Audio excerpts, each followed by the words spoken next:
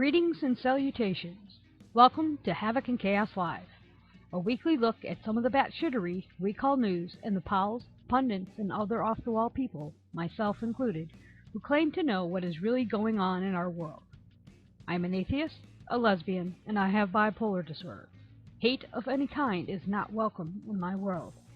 I am opinionated, and my impulse control went by the wayside months ago. So I say what I feel. In other words, stupid smart people piss me the fuck off. Be forewarned, I'm highly excitable, and if you are easily offended by 4-letter words or longer, you may want to go listen to something else. 2 weeks ago, I left off with my kiss it.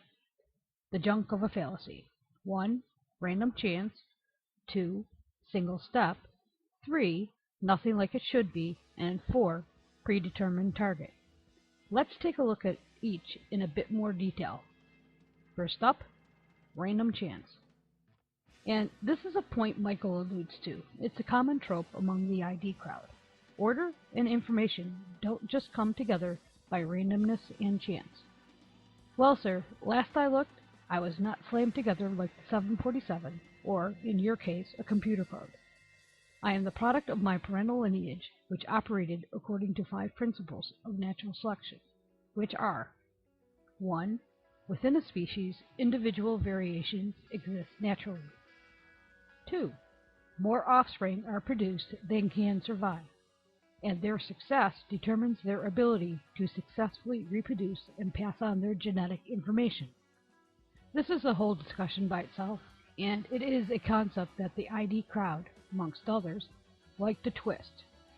Survival of the fittest may be a topic for a future discussion. 3. The reproductive rates of individuals are unequal, or favored based on environmental pressures, i.e. predation, or a squirrel not getting run over by a car. 4. Environmental conditions determine the reproductive success of certain individuals because they possess a trait that allows them an advantage in that environment. And 5. Over generations, the characteristics of the population changes as those individuals more successful in reproduction populate the species. And just a note, I will be hitting the idea of no new information in a separate segment, as that again is a topic unto itself. Now, chance does play a part in evolution. Basically, it's the random mutations that can give rise to new traits. But evolution does not depend on it. Natural selection harnesses non-random change by preserving desirable features and eliminating undesirable ones. Again, the oft-twisted notion of survival of the fittest. As long as the forces of selection stay constant, natural selection can push evolution forward. The most excellent example of this is H.B.D. Kettlewell's 1952 peppered moth experiment. In a most interesting experiment, he concluded that an environmental influence, predation by birds, affected the total number of reproducing moths depending on their color. Kettlewell was working at Oxford University at the time and discovered a shard of information from the 1840s, 100 years earlier, that noted the first appearance of a dark morph of the peppered moth. Until that time, only white or peppered-colored moths had been observed. He connected the dates with the onset of heavy industrial output in that area. He also knew that the factories at that time, and in his time, produced lots of daily clouds of black smoke, heavily laden with soot. He also knew that the peppered moths were common all over England. They were nocturnal and hid on tree trunks during the day. They were preyed upon by many species of birds. He hypothesized that the birds were preying on the moths that were less camouflaged, and therefore easier to see. In so doing, they were favoring the one morph type over another, which created uneven reproductive rates that favored an increase in one type of moth over the others. And it goes on. Those moths best adapted to the environment survived and reproduced. The others did not. Kettlewell's experiment is an example of how environmental pressures can determine the characteristics of a species. So, taking the 5 basic principles of natural selection as I outlined above, and comparing it to Kettlewell's experiment, this is what we see. Individual variations exist naturally, the pepper-colored or the dark morph color. More offspring are produced than can survive. Initially, more peppered moths than dark morph survive. Reproductive rates are unequal. Predators ate more of the dark morph, easier to find.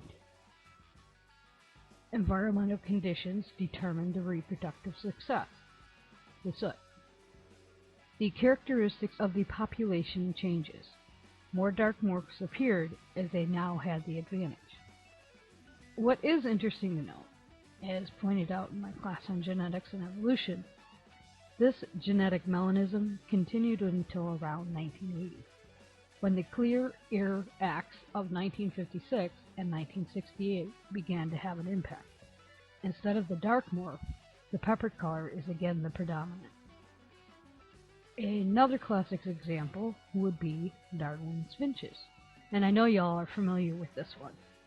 What Darwin discovered, with the assistance of ornithologist John Gould, these birds, and he had 14 specimens, although nearly identical in all other ways to mainland finches, had different beaks.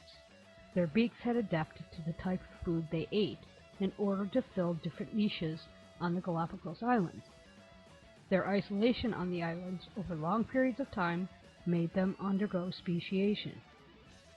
And this is what Charles Darwin had to say. Seeing this gradation and diversity of structure in one small, intimately related group of birds, one might really fancy that from an original paucity of birds in this archipelago, one species had been taken and modified for different ends. And finally, if you really want to see natural selection in action, one needs to look no further than your medicine cabinet and take note of what's no longer there. Penicillin. From the time of discovery through World War II, penicillin was the miracle drug in fighting staph bacteria. By 1947, the first resistant strain of staph was discovered. By the 1960s, 80% of staph isolates were resistant to penicillin. Now, well, virtually all of the strains out there are resistant to penicillin. My battle with MRSA finally ended after 18 months of hell because of this adaptation by the bacteria. I went through 3 different antibiotics. I have 1 messed up belly, but thankfully I've been MRSA-free for almost 2 years.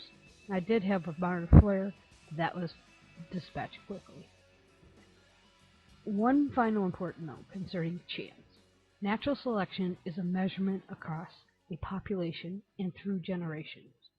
If an ideator or a creationist starts talking about natural selection being random and pointing out individual responses to the environment, then we might not be talking about the same evolutionary mechanism anymore.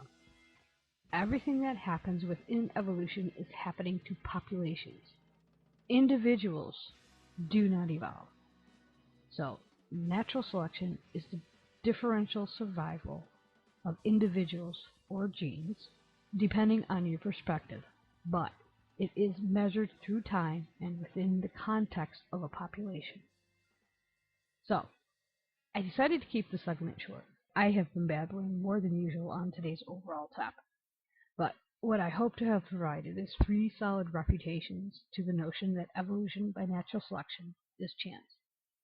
And now, back to our discussion on hermeneutics and why it's important, and also, what the hell is the King James Only movement?